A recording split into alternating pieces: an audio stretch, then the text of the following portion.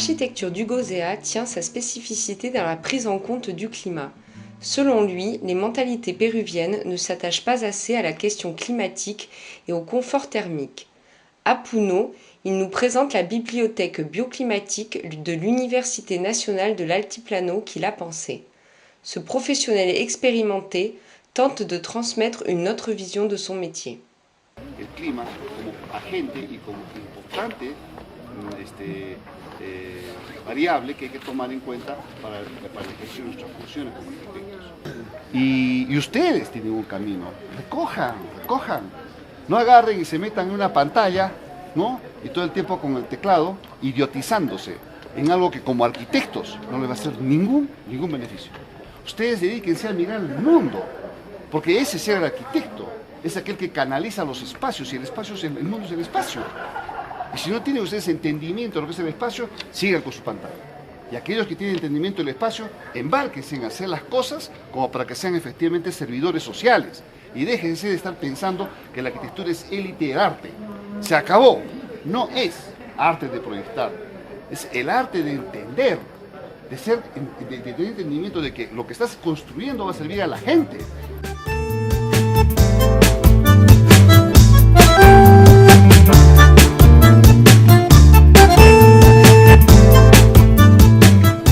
Comme le souligne Alejandro Ríos, un autre architecte présent lors de la visite, au Pérou, on retrouve 28 des 32 climats reconnus par l'Organisation météorologique mondiale. Ainsi, il devrait être important de faire de l'aspect climatique un critère décisif dans l'élaboration de constructions. Cela permet, entre autres, de réaliser des économies financières et énergétiques parfois très importantes, tout en respectant l'environnement local. Les habitants peuvent se réapproprier facilement certaines techniques issues de l'architecture bioclimatique.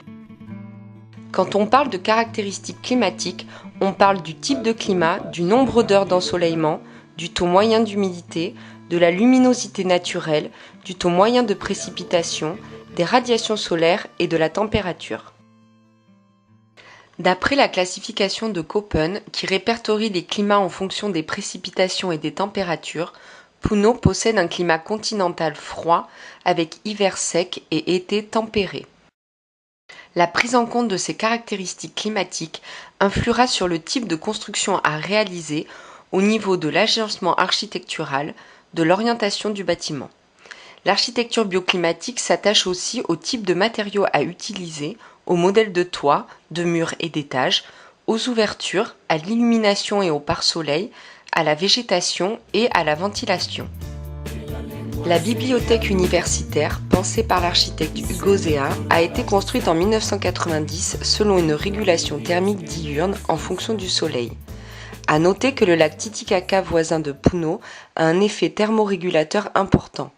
Ainsi, il n'y a pas d'écart extrême entre les températures du jour et de la nuit. On retrouve du soleil toute l'année à l'inverse de Lima. L'extérieur est une source d'humidité, il faut donc réchauffer l'ambiance intérieure. Pour cette bibliothèque, le vent a été évité au maximum. Selon l'architecte, le collecteur principal de chaleur est l'escalier qui emmagasine le soleil jusqu'à 18 heures. L'espace se rafraîchit la nuit car il n'y a pas d'isolation majeure puisque cet édifice n'est pas fréquenté la nuit. La coupole en verre au centre du toit apporte chaleur et luminosité. Au Pérou, afin de capter au mieux le soleil, il faut exposer les espaces de vie principaux au nord. Ainsi, la grande façade en verre de la bibliothèque suit ce principe. Le type de verre utilisé est un verre réflectif, c'est-à-dire que 20% de ce matériau capte les radiations du soleil et 80% les reflète. Les pierres utilisées proviennent d'îles environnantes et gardent également la chaleur. Le vide central permet la circulation de la chaleur entre les étages. De plus, l'architecte a mis en place un jour entre les dalles et les parois pour que l'air soit réparti à tous les niveaux. Se diseñó la losa, se puso, y la abertura que ven ustedes acá, la cerraron para evitar, y pusieron esto para evitar efectivamente de que... Y esa abertura es importante. ¿Por qué? Porque esta abertura creada, digamos acá, por decir un desfiladero ventisco, hace que esto absorba y jale el calor de allá y puede hacer que se distribuya en cada piso también. Y no se da. Has venido con todo esto, te voy a agradecer haber venido a diferentes puntos y te aseguro que en este punto de acá abajo hace más frío. La temperatura es un poco más baja. ¿Por qué? Por eso. Nous comprenons donc que les intentions des architectes ne sont pas toujours conservées ou appliquées. C'est aussi le cas avec l'espace de consultation des revues qui se situe actuellement au dernier étage, empêchant ainsi la pénétration du soleil. Comme le souligne Hugo Zea, l'architecture solaire ne concerne pas seulement l'installation de quelques panneaux solaires. Il faut comprendre un minimum la partie physique de la thématique. L'architecte peut se faire aider d'un physicien si besoin. Pour l'esthétisme de la bibliothèque, Hugo Zea tenait à valoriser la culture locale en reprenant la forme de la croix andine appelée chacana. C'est un fort symbole des cultures de l'ancien Pérou puis des cultures incas. Cette croix carrée et échelonnée avec 12 pointes représente les liens très étroits qui unissent le ciel et la terre.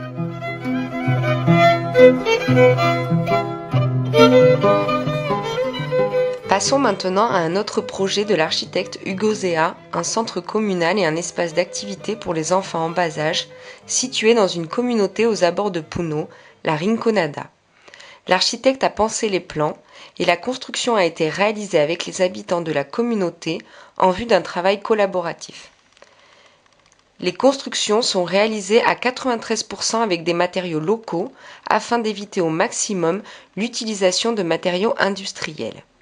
Il y eut un premier problème.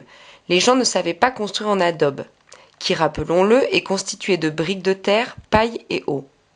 Ainsi, des sessions de formation ont été mises en place via Sensico, le service national de formation pour l'industrie de la construction.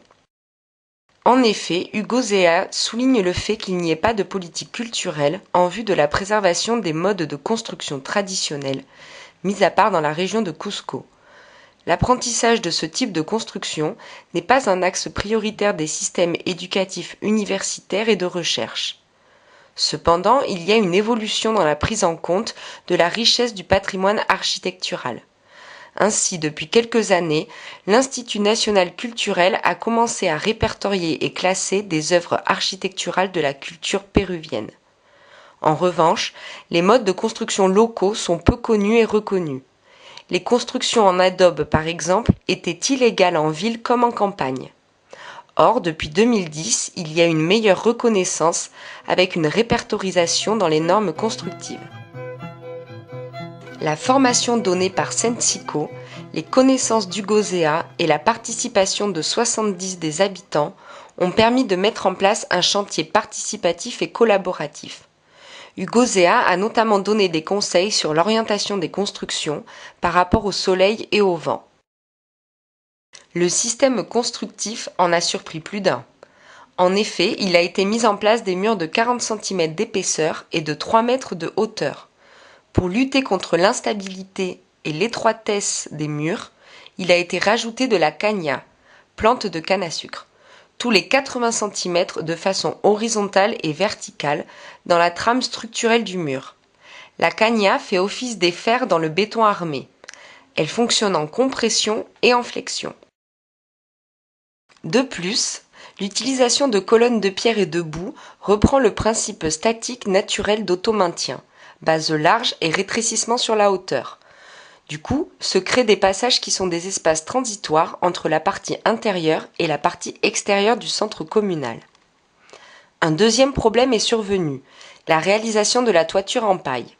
En effet, les habitants n'étaient pas habitués à couvrir une aussi grande surface, 90 mètres carrés. Habituellement, ils utilisent ce type de toiture pour des petites surfaces comme les chambres et pour les grands espaces, ils optent pour une toiture en tôle métallique. Afin que la paille tienne, il a fallu créer une pente de 45 degrés. La construction en paille s'appelle chosa. La charpente a été élaborée grâce à des tronçons d'eucalyptus qu'il a fallu écorcer et huiler. La liaison des tronçons entre eux s'est faite avec des lanières de cuir de cou de lama, plus flexibles. C'est une technique ancienne. C'est plus efficace que le fil de fer. Pour la toiture, il y a 3 couches de base en haut. Tronçons d'eucalyptus, petits bambous nommés carissos et totora, une plante aquatique. Le tout est lié grâce à un tressage de paille nommé ichu, et par-dessus on rajoute une couche de cette même paille. La totora est un bon isolant thermique. Aucune restauration n'a été effectuée depuis la construction il y a 20 ans, alors que les estimations en prônaient une au bout de 10 ans. Les habitants du coin copient la technique utilisée. Ils ont même rajouté de leur propre initiative 2 locaux adjacents et une arche en pierre. L'objectif du Gozea a été atteint. L'architecte estime énorme le potentiel dans les campagnes péruviennes. Il nous présente ensuite la construction voisine, un espace d'activité pour les enfants en bas âge qui reprend les mêmes principes architecturaux que le centre communal. L'espace intérieur est circulaire et dessus se trouve un toit pyramidal. Les colonnes porteuses triangulaires ont été construites en premier, puis le toit et enfin les murs, ce qui est un ordre de construction peu commun. Au sommet du toit, on retrouve une source de lumière et de chaleur qui permet d'améliorer les conditions climatiques de l'espace intérieur. Para hacer nichos que tengan diferentes formas, donde con los carrizos que quedaron se hacían estantes para que guarden sus cositas. Y cada nicho tenía una forma, ¿no? Redonda, qué sé yo, y de diferente color. Entonces es un mensaje a ustedes como muchachos, como arquitectos, para hacerles entender que muchas veces, si tenemos un poco de capacidad y un poquito de cariño y fantasía, podemos encontrar que la arquitectura puede ser inherente a la necesidad para poder hacer que efectivamente tenga también una utilización, en este caso pedagógica, ¿no? Entonces se hacen esos nichos, se hacen, digamos, las zonas donde puedan guardar sus cositas, pero que tienen formas y colores diferentes que además los niños lo identifican desde muy pequeñitos. Y tiene 7 ventanas. Y una ventana por cada día de la semana, ¿no? Entonces, ustedes intencionan el diseño, y ustedes intencionan el diseño, pueden hacer que a través de los resultados de su trabajo, puedan dar y contribuir además en la pedagogía. Por ejemplo, en este caso, digo. Un grand merci à Hugo Zea et Alejandro Rios pour tout ce qu'ils nous ont appris.